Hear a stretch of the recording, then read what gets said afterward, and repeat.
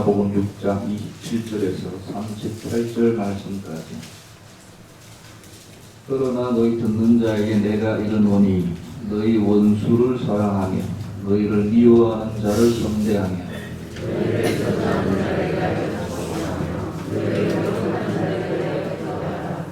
너의 이 뺨을 치는 자에게 저 뺨도 돌려대며 내 겉옷을 빼앗는 자에게 속옷도 거절하지 말라.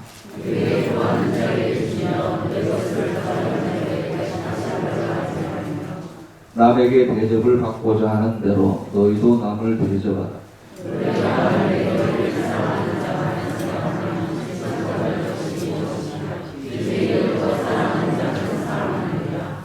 너희가 만일 선대하는 자만을 선대하면 칭찬받을 것이 무엇이냐? 죄인들도 이렇게 하느니라.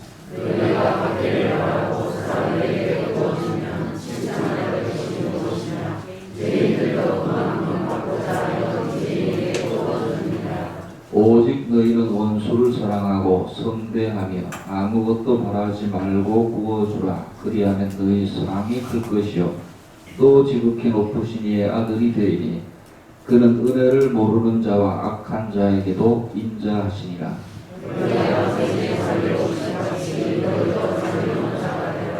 비판하지 말라. 그리하면 너희가 비판을 받지 않을 것이요 정죄하지 말라. 그리하면 너희가 정죄를 받지 않을 것이요 용서하라. 그리하면 너희가 용서를 받을 것이요 주라. 그리하면 너희에게 줄 것이니 곧 후이되어 누르고 흔들어 넘치도록 하여 너희에게 아껴주리라. 너희가 헤아리는 그 헤아림으로 너희도 헤아림을 도로 받을 것이니라. 예, 지금 우리나라는 민주주의며 동시에 경제 자본주의, 공산주의는 다르죠. 전혀 다르고 우리는 자본주의 사회라서 그런지 과거에도 자본주의였는데 점점 미래로 갈수록 더 점점 관심이 많아지는 것 같습니다. 그래서 이제 돈 버는 법, 부자 되는 법, 잘 사는 법에 관심도 많고 자칭 전문가라는 사람들이 많은 강의와 가르침을 무자비하게 무차별적으로 전파하고 있습니다. 인터넷에 들어가면 여러분 그런 거 너무 많아요.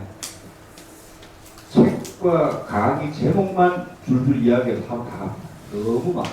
무슨 부자 되는 15가지 사소한 습관, 부자 되는 법 10가지, 통장 52개 만들어 부자 되는 방법. 나도 배우고. 부자 관상, 재테크, 주식 고수, 개미 주식 투자, 주식시장 떠나는 개미, 돌아오는 개미, 슈퍼 개미, 부동산에 관한 책들 하여튼 그만큼 관심이 많아졌고 전에도 어른들은 당연히 관심이 많죠. 왜 경제주의 사회니까요. 자본이 없으면 살아갈 수 없으니까 요즘은 전쟁도 돈 없어 못합니다. 국방도 마찬가지고 그런데 지금은 관심의 연령이 점점 이렇게 내려오는 것 같습니다. 예전에는 뭐 저희 청년 때도 대학교 때 다 관심 있는 사람도 많았지만 그때는 또 시절이 군사정권 시절이라 뭐 정의를 부르짖기도 하고 그때는 그런 낭만 같은 게 있었는데 지금은 뭐 요즘 애들까지 잘 살고 싶어하고 부자 되고 싶어 해요. 그런다고 합니다. 전혀 놀라지도 않으시네요. 애들이 뭘 알아요? 근데 그렇게 이야기한다는 건 이미 만연돼 있다는 것이죠. 그런데 여러분 성경에도 부자 되는 법이 나옵니다. 모르시는 분들이 참 많습니다. 정말입니까? 예, 사실입니다. 물론 천국에서 하나님과 영원히 잘 사는 것은 당연하고요. 그것뿐만이 아니라 그것에 대해서는 더 말할 필요도 없고 물론 더 중요하지만 오늘 주제는 그것이 아니고 오늘 말씀 이 세상에 살아가면서 잘 사는 법에 대해서도 의외로 잘 모릅니다. 모르는지 알면서도 안 하는지 35절 말씀에 보면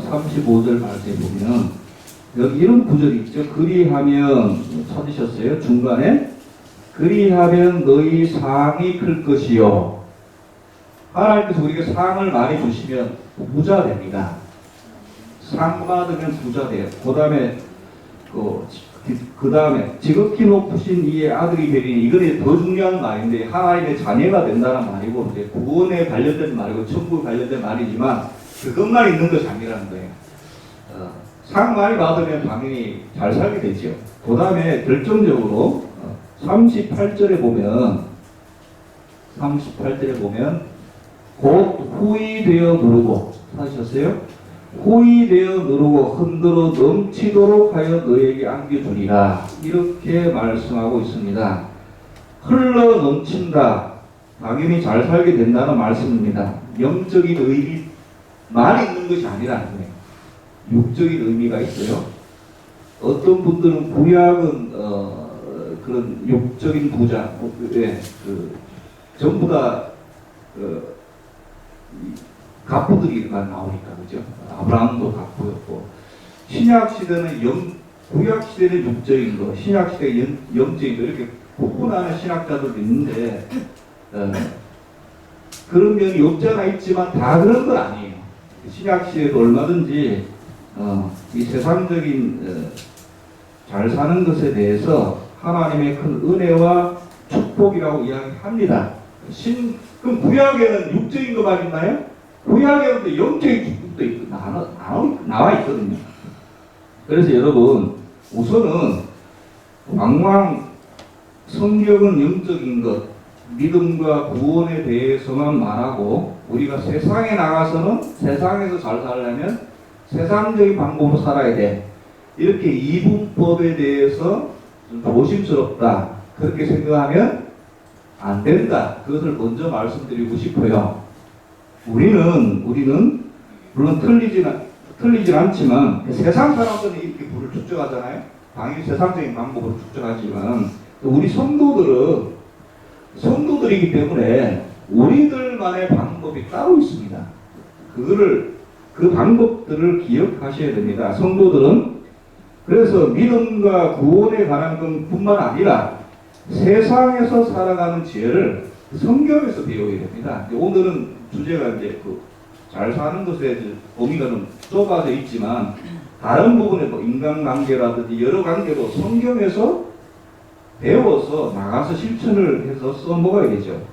왜냐하면 저와 여러분들이 성도이기 때문입니다. 무슨 성도요? 예수님 믿는 자녀이기 때문에요. 하나님께서 우리를 자녀로 삼아주셨기 때문에 우리는 하나님이 계시다는 걸 믿잖아요. 그러니까 방법이 따로 있단 말이에요. 하나님이 천국에만 계시나요? 그렇지 않잖아요. 이 세상도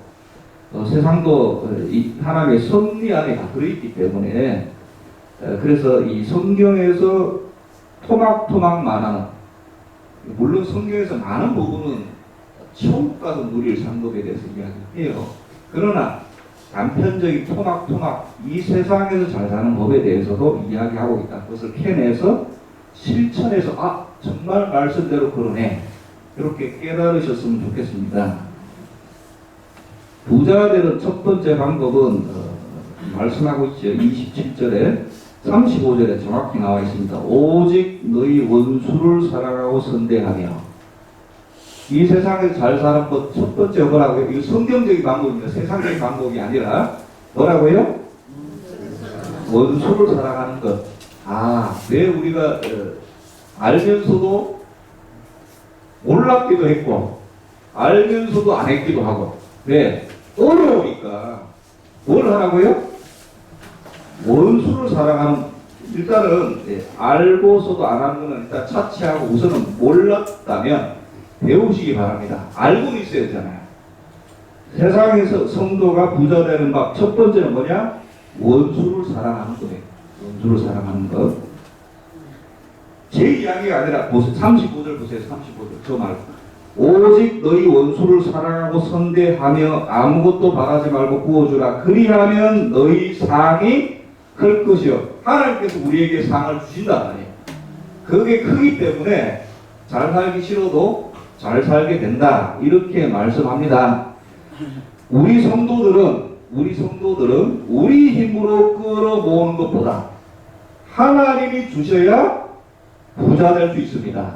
이게 세상 사람들은 자기 힘으로 끌어모으잖아요. 우리도 우리 힘으로도 끌어모으지만 이것만 가지고는 안 돼요. 상대가 안 된단 말이에요. 그러니까 이거에다가 하나님 방법을 쓰면 하나님이 우리 아무리 애기들이 뭐 사탕을 집어도 지혜 있는 애들은 막 욕심 많은 애들은 자기 막 한 줌, 두 줌 막 쥐고 하려고 그러잖아요. 머리 좋은 애들은 엄마 아빠가 쥐어주세요. 그래서 소리가 크니까 조그만 애가 아무리 두 손 해도 어른이 딱 짚는 것만 못하잖아요. 마찬가지다. 우리 질 수 있지만 힘없는 척 하면서 하나님께서 쥐어주시옵소서. 이게 방법이라는 거예요. 이게 방법. 그래서 하나님이 부어주셔야 부자 될 수 있는데 여기서 말하는 원수가 어떤 사람인지 본문에서 또 자세히 이야기해 줍니다. 27절부터 보면 원수는 여러분이 현실 속에서 한번 비교해 보세요. 나를 미워하는 자다. 그 다음에 28절에 나를 저주하는 사람, 모욕하는 사람. 그러니까 저주를 이제 현대식으로도 얼마든지 바꿀 수 있겠죠. 인격적으로 모욕을 하든지 뭐 이런 자를 미워하는 사람. 29절에 뺨을 치는 자, 내 겉옷을 빼앗아 가는 자. 그러니까 이 모든 자들이 원수인 거예요. 그 나를 미워하든지 나에 대해서 모욕을 하든지 내 재산상의 손실을 일으키든지 이 모든 자들이 본문에서는 원수라고 이렇게 한마디로 표현하고 있습니다. 근데 여러분들 살아오면서 이런 경험들, 근데 이것이 이제 가까운 사람일 수도 있고, 나를 미워하거나 모욕하거나 가까운 사람일 수도 있죠. 얼마 가족일 수도 있고, 심지어는 친구일 수도 있고, 직장에서 만나는 사람일 수 있고, 이 범위는 다양하단 말이에요. 그 모든 사람을 원수라고 하는데 중요한 것은 여러분들 이런 경험들을 다 해보셨잖아요.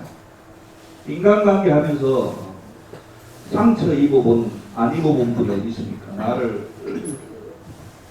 알고 일부러 모욕 주려고 한 사람도 있고 그것이 아닌데 모욕이 되는 경우도 있고 여러 경우가 있잖아요. 그런데 오늘 성경에서 말하는 바로 그 원수를 용서하고 살아가는 것이 성경에서 말하는 잘 사는 방법의 첫 번째 방법입니다. 정말 이게 어떻게 보면은 뜻밖의 방법이죠. 그러니까 세상적인 방법하고는 전혀 다른, 결이 다른. 그리고 오늘 세 가지 중에 실천하기가 가장 힘든 방법입니다. 가장 힘든 방법이에요. 우리도 성도지만 인간입니다. 감정이 있잖아요. 감정대로라면 나에 대해서 악담을 터뜨리고 내 인격을 모욕하고 핍박을 이상하고 나를 학대하고 미워하는 사람을 가만히 있는 거 말고 잘하는 거죠. 우리가 가만히 있는 거 말고. 그런데 성경은 사랑해라. 그 참 거의 불가능한 말씀입니다. 사실은. 그러나 예수님은 35절에서 원수를 선대하라고 분명히 말씀하고 있습니다. 27절 이하에 그 방법까지도 자세히 말씀하는데 읽으면 읽을수록 은혜가 되는 것이 아니라 부담이 많이 됩니다. 그래도 보시면 27절에 너희 원수를 사랑하며 미워하는 자를 선대하며 28절에 너희를 저주하는 자를 위하여 축복하며 모욕하는 자를 위하여 뭐까지 하라고요? 뭘 이쁘다고?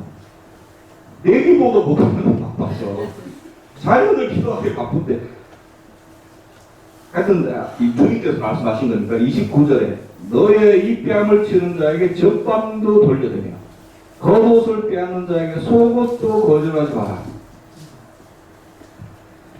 이건 원수가 아니라요 가까운 사람에게도 이렇게 못합니다.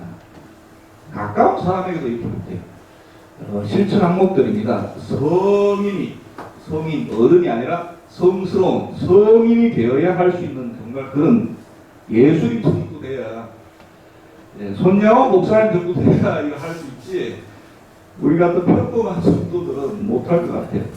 지금 세상이 점점 더 오히려 이렇게 가잖아요.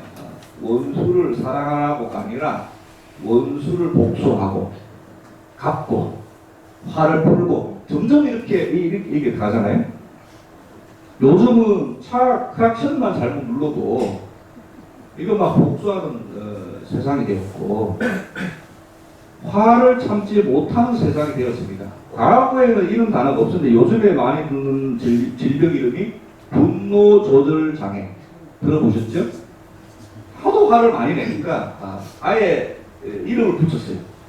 화를 못 참는 병, 분노 조절 장애. 그런데 내 뺨을 때린 사에게 반대 뺨을 때라고요? 그거 미친 사람 지금까지 요즘에. 한 대를 맞았으면 두 대를 때리듯이 하는 세상이 되었죠, 지금 세상에. 근데 여러분, 이것이 어떻게 실천이 가능하겠습니까? 예수님은 하나님이시라서 이렇게 말씀하시는 것이 아니라 예수님은 하나님이시지만 또 100% 인간이시기 때문에 우리가 인간으로 살 수 있는 말씀을 하신 겁니다. 도저히 아멘이 안 되죠? 이해합니까?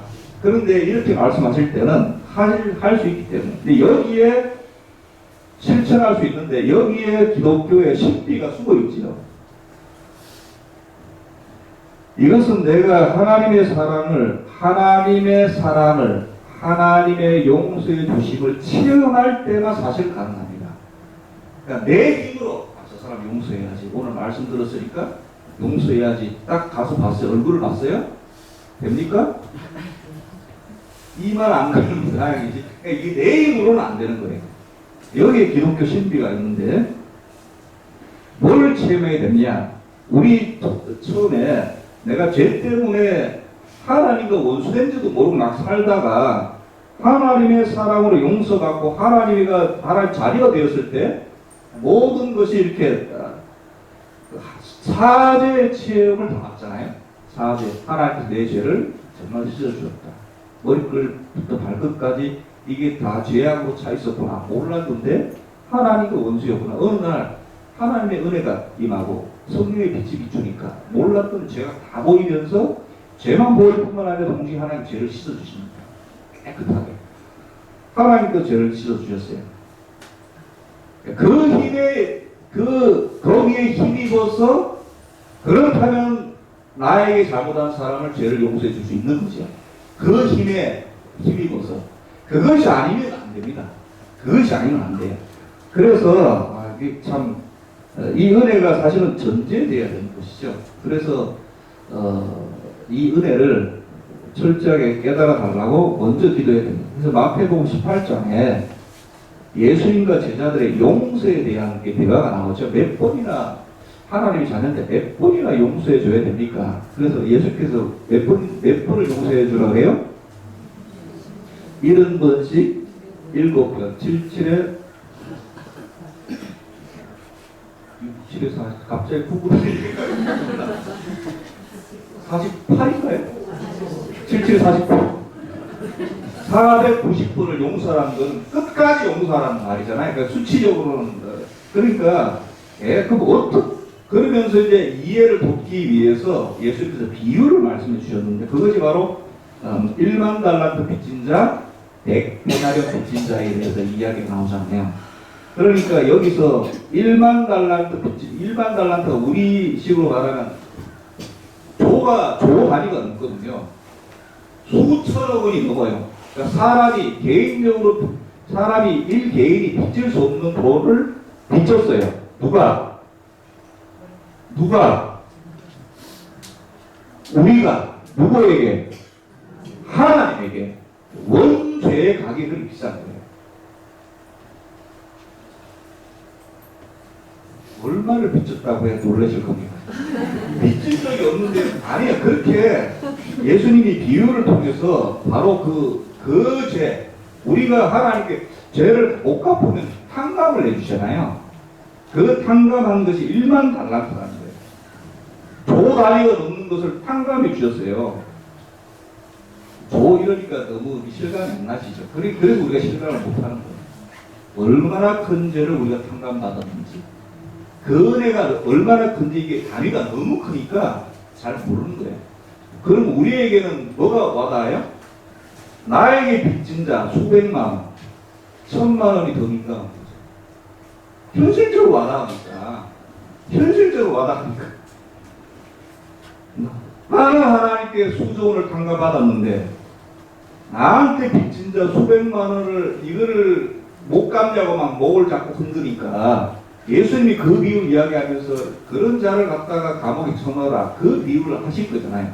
결국 요는 뭐냐, 내가 나한테 수백만 원 잘못한 사람, 1000만 원 잘못한 사람을 용서해 주려면 내가 먼저 정말 상상도 못할 빛을 탕감받았구나, 그 기쁨에 힘입어서 용서해 줄 수 있는 거지 그냥 생으로는 안 된다. 생으로.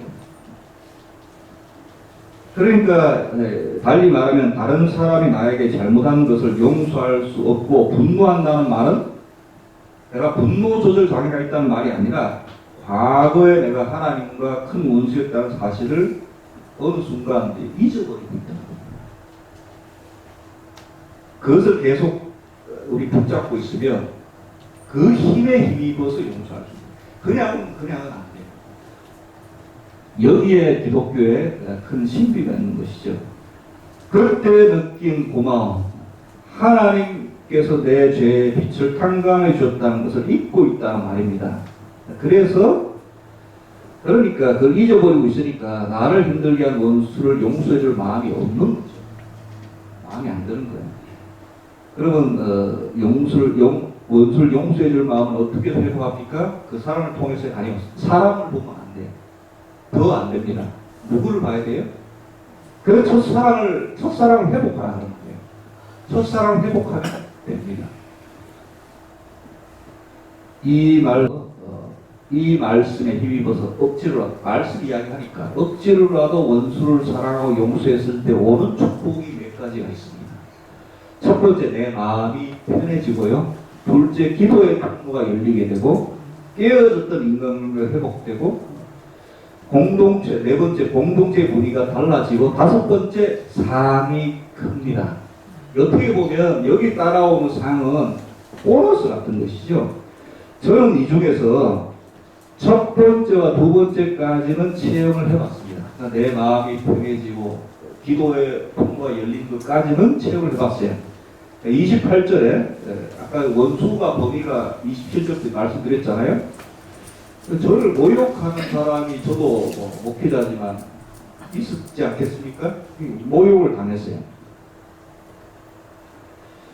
근데 자꾸 보려니까 인사를 해야 되겠고 화해의 손길을 내밀 그런 상황이 왔습니다. 어떤 모임에서 만났어요. 내가 피할 수 있었는데 해필이면 이제 구절이 기억이 나는데 안 봐도 살 수 있는데 또 같은 업이니까 이 또 목회자들은 또 어느 순간 언제 만날지도 모르거든요.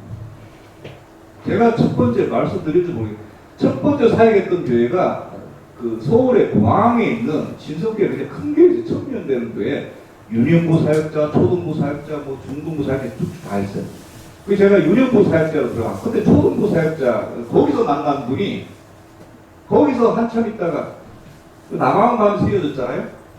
부산에 와보니까 이 중부산로에서 개척교회로 하고 계시더라고요. 그러니까 사람은 어딨어. 그때 나쁘게 헤어지지는 않았거든요. 언젠가는 이만. 근데 이분도 이제 그 생각이 나가지고 이 해필이면 이 기억이 나서 사랑까지는 내가 도저히 못하겠고 그래서 기도했어요. 주님, 저는 손양원 목사님 시집도 안 됩니다. 도저히 저를 모욕한 사람 사랑까지는 못하겠고 화해의 악수는 내가 먼저 한번 해보겠습니다. 근데 여러분 이게 일단 사랑 선대는 차차 이거는 최종 목표이기 때문에 어려운 거예요. 모든 게 단계가 있잖아요. 갑자기 원수가 사랑해지는 거는 정말 검사를 해봐야 돼요. 그렇게 안 되거든요. 이게 항상 단계를 거쳐야지. 먼저는 하나님 생각하며 첫사랑을 회복하고 그 다음에 회복했다고 다가 아니에요. 내가 실천을 해봐야 되니까. 그러니까 실천이 처음이 뭐예요? 연락을 하든지 일단은 제스처잖아요. 처음에. 이게 이 원수를 사랑하는 정말 힘들었구나. 손을 먼저 악수를 내미는 것도 힘들더라고요. 제 자존심을 꺾어야 되니까. 내가 모욕받는 건 난데 내가 먼저 그럴 필요가 있나. 정말 그 짧은 시간에 수많은 생각이 결국 했을까요? 안 했을까요? 했으니까 했더니 참 이상하네. 이게 했어요. 했는데 물론 그 사람은 뭐 모르겠지만 제 마음이 참 이상하다. 그리고 그 사람을 위해서 기도할 마음이 생겨요. 참 놀라운 체험이었어요. 해보니까 정말 이 말씀대로 이게 되니까 이게 하나님께서 예수님이 되니까 이 말씀하셨구나. 되니까 이러다 이게 이제 쌓이다 보면 나중에는 뭐 사랑까지 가지게 되지 않겠습니까? 이게 되더라고. 그까지가 힘든 거예요. 첫 번째 스텝이 힘든 거예요. 하면은 또 되더라고요. 정말. 그 뒤에는 이제 안 만나서 세 번째 깨어졌던 인간, 그러니까 회복된지 안 회복된지 제가 확인할 길이 없었기 때문에 그것까지는 모르겠지만 두 번째까지는 정말 괜찮아요. 여러분, 원수를 위해서 여기 기도해 보신 적 있으신가요? 기도가 안 나올 걸요. 생각도 하기 싫은데 기도. 지금 바쁜 내 기도도 안 하는데 여러분 원수가 일단 마음이 막혀 기도 안 됩니다. 근데 그 사람 위해서 기도하기 시작했다는 걸 이미 첫 번째 스텝을 넘겼다는 것이에요. 그런 길이 있는 것이죠. 그 반대로 정말 하기 싫지만 오늘 말씀에 의지해서 한번 기도해보세요. 이 상황이 여러분 풀린다고요. 예수님은 절대로 100% 불가능, 어렵긴 어렵죠. 이게 제가 그랬잖아요. 세 번 중에 제일 어려운 거라고 이것이. 부자 되는 방법 중에 이게 첫 번째는 알면서도 실천 안 하는 분들이 많아요. 힘드니까. 자존심 상하니까. 차라리 원수를 곱씹고 말지. 이거는 여기 제일 어려운 거. 세 개 중에 제일 힘든 겁니다. 여러분, 그래서 용서에는 놀라운 힘과 신비가 숨어 있습니다. 그래서 부자 되는 건 사실 그 변화에 따라 나오는 부수적인 것이지요. 반대로 내가 직접 원수를 갚는 것은 그 순간 속이 시원하고 마음의 응어리가 풀릴 거라고 생각되지만 그 원수를 갚는 과정, 그리고 그 결과에 내 자신도 피해를 입는 거예요. 마음이 공허해진다든지 마음이 아파진다든지. 그래서인지 성경에도 로마서 12장 말씀에 의하면 내 사랑하는 자들아 너희가 친히 원수를 갚지 말고 나한테 맡겨라. 진노하시게 맡겨라. 원수 갚는 것이 내게 있으니 내가 갚으리라고 주께서 말씀하시니라. 내 원수가 줄이거든 먹이고 목마르거든 마시오라. 그리하고 내가 숯불을 그 머리에 쌓아 놓으리라. 오히려 원수를 향해 잘해주는 것이 더 심한 복수다.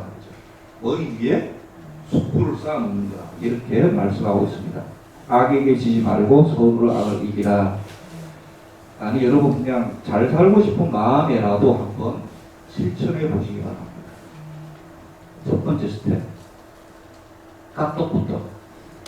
사랑 성대는 이건 나중이고 카톡부터. 전화부터. 악수부터. 연락부터 한번 실천해 보시기 바랍니다. 이런 것이 모여서 여러분들 잘 살게 만들어주는 길을 열어줄 줄로 믿습니다. 여러분 두 번째로는 요거는 조금 그래도 쉬운데 어떻게 보면 세 가지 중에 제일 쉬울 수도 있어요. 다른 사람을 인정하고 칭찬하는 생활을 하는 37절 이하에 보면 좋게 제가 표현한 거고 다른 사람을 인정하고 칭찬하는 거 반대가 뭐냐면 비판하는 거. 37절에 비판하는 거예요. 비판하지 않는 것이 잘 살게 되는 비결 중에 하나예요. 남을 판단하고 비판하는 것이 굉장히 잘 사는 거에 대해서는 안 좋은 거예요. 좋게 말하면 남을 인정하고 칭찬하는 것이 되겠죠. 반대로 말하는 것이. 주님께서는 마태복음 7장 1절에도 이렇게 말씀하셨어요. 비판을 받지 아니하려거든 비판하지 말라. 너희가 비판하는 그 비판으로 비판을 받을 것이다. 이렇게 말씀하셨어요.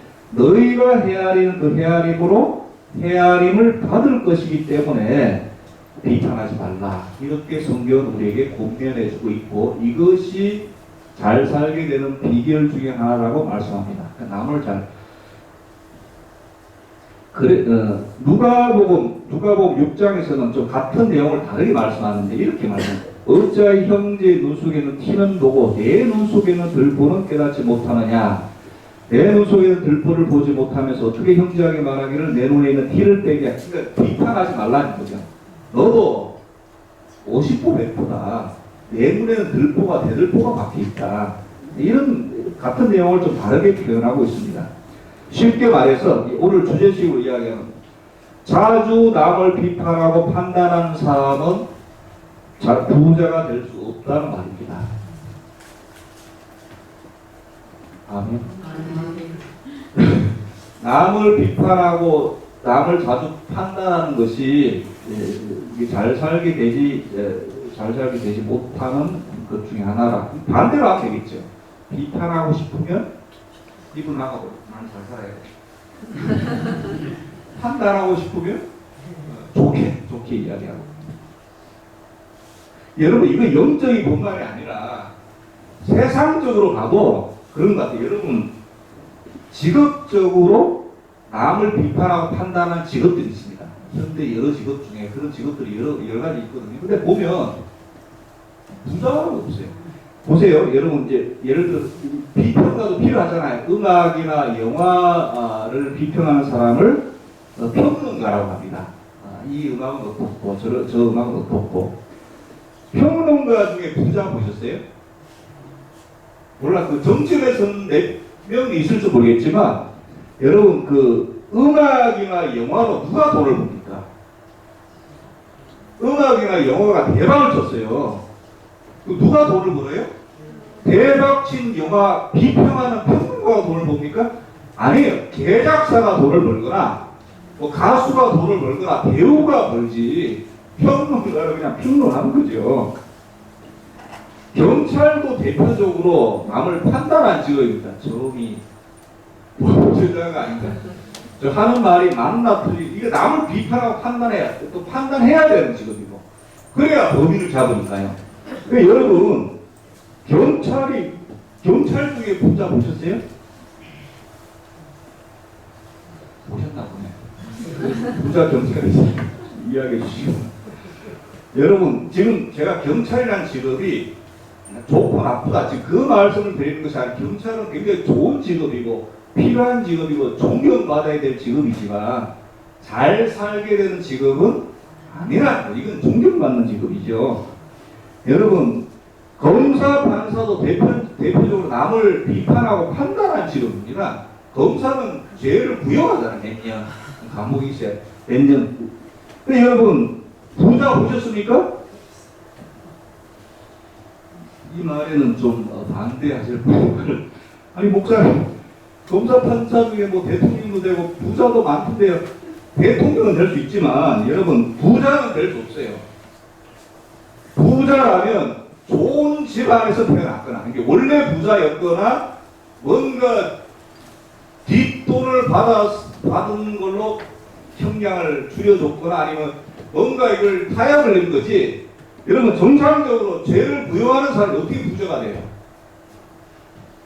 검사, 판사 존경받는 직업이죠. 꼭 필요한 직업이지만 동의를 잘 안 하시는 것 같은데 주변에 여러분 판사도 여러분 생각보다 참 박복입니다. 제가 아는 동기 중에 교회 같은 동기 중에 한 명 있게 됐는데 만난 지 꽤 오래됐네. 뭐 12시까지 판결을 쓴다고 뭐 정신이 없더라고요. 돈도 얼마 안 되고 실상은 참 박봉이에요. 근데 여러분 잘 보세요.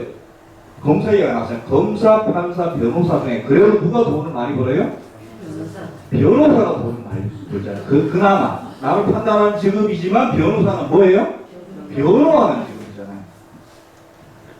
여러분 그런 의미에서 목회자도 어떻게 보면 남을 판단하는 직업에 가깝습니다. 이거는 뭐 잘못을 판단한다기보다는 어떤 상황과 영적인 수준을 파악해서 가르치려면 맞는 설교를 하려면 판단을 해야 되잖아요. 그러니까 부자 되기가 어렵습니다.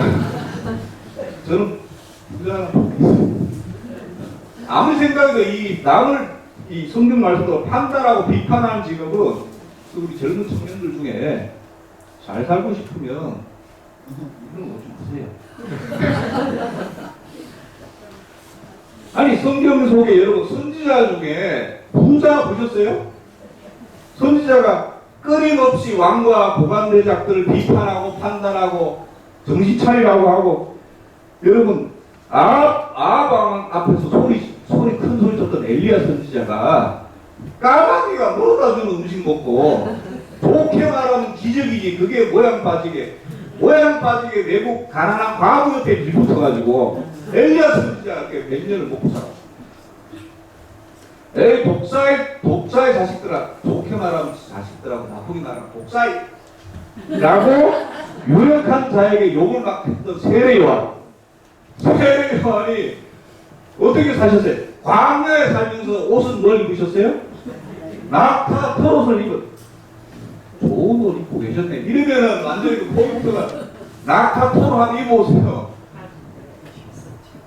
포인트는 뭐냐면 선지자, 목회자 전부 의미 있는 직업이고 귀하지만 오늘 주제에 맞는 직업은 아니라는 거예요. 여러분 남을 비판하고 판단하는 것으로는 잘 살게 될 수가 없어요. 그 좋은 의미의 직업이든 나쁜 의미든지 간에 이게 영적인 세상도 그런데 하물며 성경에서 영적으로 그렇다. 그러니까 여러분 남을 비판하고 판단해지게 되죠. 요즘 현대 사회에서 그럴 때마다 이 말씀이 기억나시기 바랍니다. 감사해요. 부자들에 관심이 많으니까. 그러면 정 속이 터질라 그러면 아무리 잘 살아도 속 터지면 뭐합니까? 그러니까 속 안 터질 만하게 이야기를 그래도 남 이야기 또 해야 또 쉽고 이래야 재미가 있지. 그런 낙도 없으면 그래도 속 안 터질 만큼만 더는 하지 마시고. 그 다음에 세 번째는 주라 그리하면 후히 주리라 이렇게 말씀하십니다. 38절에 주라 그리하면 너희에게 줄 것이니 곧 후히 되어 누르고 흔들어 넘치도록 하여 너희에게 안겨주리라 이렇게 말씀하고 계십니다. 이 교훈은 나의 도움을 필요로 하는 사람에게 나누어 주라는 말씀이지요. 나누어 주면 이 주라는 명령 속에 여러 가지 뜻이 있는데 너희도 거저 받았으니까 거저 주라는 의미가 먼저 포함되어 있습니다. 참 귀한 의미인데 우리는 하나님의 은혜와 사랑과 축복을 은혜와 축복만 받았을 뿐만 아니라 우리가 신앙이 좀 깊이 들어가면 우리가 가지고 있는 모든 것이 점점 내 것이 아니라 하나님께서 맡겨주셨다는 생각이 자꾸 듭니다. 이걸 좀 어렵게 말하면 청지기적인 생각이라고 하거든요. 그래서 남에게, 세 번째는 남에게 줄 때 내가 잘 살게 된다는 말이잖아요. 이 주는 의미가 불교에서 말하는 건 자비를 말하는 거군요. 자비.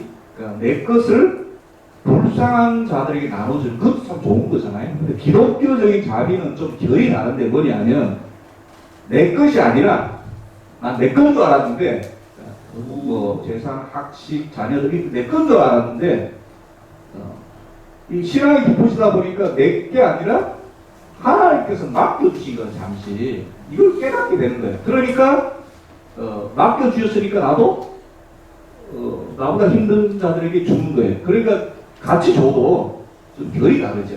불교에서 말하는 자비, 세상 종교가 말하는 자비하고 기독교가 말하는 건 시작은 내가 많으니까 내 거로 주는 게 아니라 나도 받았다 이게 나도 하나님께 나도 받았어. 그러니까 나도 나보다 더 힘든 자들에게 나눠줄 여력이 생기는 거죠. 근데 그것이 주라는 영역 속에 첫 번째가 그거죠. 첫 번째가 인식. 나의 모든 것은 하나님 것. 이게 청지기론. 그래서 나는 통로일 뿐입니다. 주는 손의 근원은 하나님이시고 나는 그 통로 역할만 한 통로가 막히게 있으면 안 되잖아요.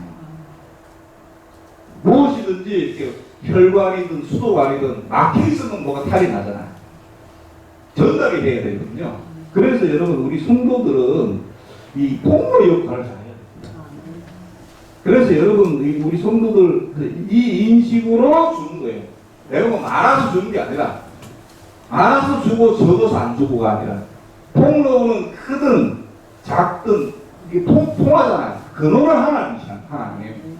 그래서 통과만 시켜주면 돼요. 조금만 통과시켜줘도 돼요. 내 열에 가해서. 그래서 뭐 하면 안 된다? 막히면 안 된다. 이 막히는 거를 이 현대식으로 성도가 짜다, 인색하다 말을 들으면 안 돼요. 그래서 그런 말, 그건 막힌다는 것이고 그런 말씀을 들으면 안 됩니다. 이게 뚫려져야 돼요. 뚫려져야 돼요. 아멘. 그럴 때, 그러면 나갔잖아요. 난 통로자 나갔잖아요. 근데 하나님 법은 나가면 끝이 아니에요. 하나님의 법은 순환입니다. 잘 보세요. 잘 보세요. 이 하나님의 영적인 법이 모든 만물 속에 다 들어있어요. 그래서 이 사람도 피도 이게 피가 나가는 게 있고 나갔다가 다시 들어오잖아요. 순환이 잘 되면 건강하거든요. 어딘가 막혀 있거나 혈액이 느리거나 해도 탈이 나고 빨라도 탈이 나고 적당히 순환해. 대기도 순환이 잘 돼야 되거든요. 순환이 적당한 속도로 더워졌다가 추워졌다가 비가 왔다가 해가 쨍쨍해. 이게 느리면 느리다는 말은 비가 하루 오고 그칠 게 이틀 3일 온다는 뜻이잖아요. 그런 탈이 나는 거잖아요. 이 지구가 더워지는 바람에 이 순환이 불규칙해졌고 어느 곳은 막히고 어느 곳은 너무 빠르고 이게 대기순환, 혈액순환뿐만이 아니라 은혜도 순환되는 게 뭐냐면 이겁니다. 바로 우리의 나는 나갔어. 나가면 어느 순간이 돌아서 다시 내 기후에서 들어와요. 들어올 때 더 크게 들어온다. 이게 이 영적인 것. 이게 그 말씀입니다. 38절 주라. 그러면 너에게 줄 것이니 곧 후이되어 누르고 흔들어 넘치도록 너에게 안겨주리라. 세상의 법칙은 나간 만큼만 들어오거든요. 내 영적인 법칙이 가는 거는 내 의지로 흘려보냈더니 돌아와서 들어올 때는 배로 들어오더라. 욕기가 배로 들어왔잖아요. 여기 후이되어 누르고 이게 영적인 의미에서는 최소가 2배입니다.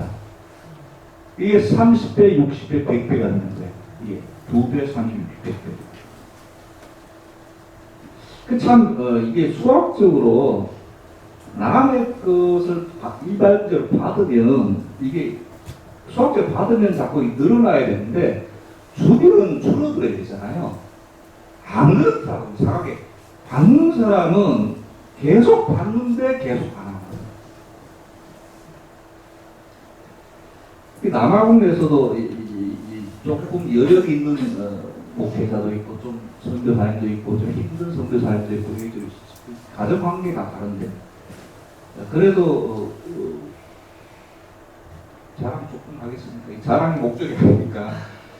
그래도 우리가 조금 여력이 있어서 힘든 분들을 좀 장기적으로 이렇게 기분 안 나쁘시도록 이렇게 좀 이렇게 도와드렸어요. 참 이 학적으로 참 뛰어나신 분이고 저는 학을 못 마쳤는데 그분 박사까지 하고 들어오셨어요. 물론 경제적으로 힘들어서 이렇게 도와드렸지만 그럼 나오면은 잘 되실 줄 알았는데 그분이 먼저 나오고 제가 나중에 나왔는데 이 사람이 여전히 이렇게 힘드시더라고. 좀 가난하다고 해야 되나? 저는 뭐 가난하진 않지만 그래도 요즘 그것도 새끼도 부담스러워 2끼 먹고 먹고 살거예요. 빚도 없고 하나님의 은혜로 여러분도 만나게 되고 근데 그분은 여기 좀 길게 보니까 이 순환의 흐름을 길게 보니까 이제 한 바퀴 도는 걸 이렇게 보는데 여전히 그분은 좀 힘드시고 이상해. 세상에서 제일 낮은 바다가 사해라고 하죠. 사해. 거기는 이제 물이 들어간 물만 있고 빠져나오는 바다가 물이 없잖아요. 거기는 물고기가 못 살잖아요. 사해 죽은 바다. 바다도 물이 순환이 돼야 생명체가 존재하듯이 이게 마찬가지입니다. 주는 사람이 받는 축복에 대해서 보시면 갚아주시겠다 이렇게 말씀하고 있습니다. 후히 주시겠다 말씀하시고요. 오늘 말씀을 좀 마무리하겠습니다. 여러분, 이 세상에서도 하나의 말씀에 의하면 좀 잘 살고 풍요롭게 사는 비결이 성경 말씀 속에 숨어 있습니다. 단편적이지만 물론 성경 말씀 가장 중요한 것은 천국에서 삶, 우리 마지막에 받아 누릴 상급, 영원한 멸류관을 말씀합니다.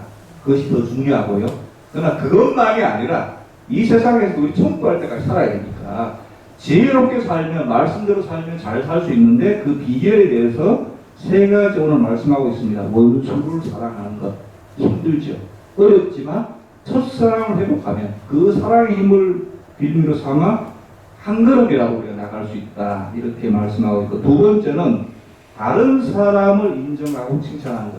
반대로 말하면 다른 사람을 비판하지 않는 것, 판단하지 않는 것이 내가 잘 사는 것에 도움이 된다. 세 번째는 주는 삶. 다른 사람에게 내 것이 아니죠. 어떻게 하나님께 맡겨주신 것을 나누어 주는 삶. 그러면 이것이 나도 모르게 영적으로 순환이 돼서 돌아올 때 흥이 되어서 돌아올 줄로 믿습니다. 이것을 한번 조금씩이라도 생활 속에 다 실천할 수 있는 것이거든요. 실천하면서 야, 하나님 말씀이 정말 맞네 체험하시는 여러분 되시기를 바랍니다. 기도드리겠습니다. 하나님 아버지 은혜 감사드립니다. 오늘 말씀이 우리 마음으로 부담스럽긴 하지만 요즘 세상 속에서 우리 성도들 주님 말씀도 체험해보고 세상에서 잘 살기를 바랍니다.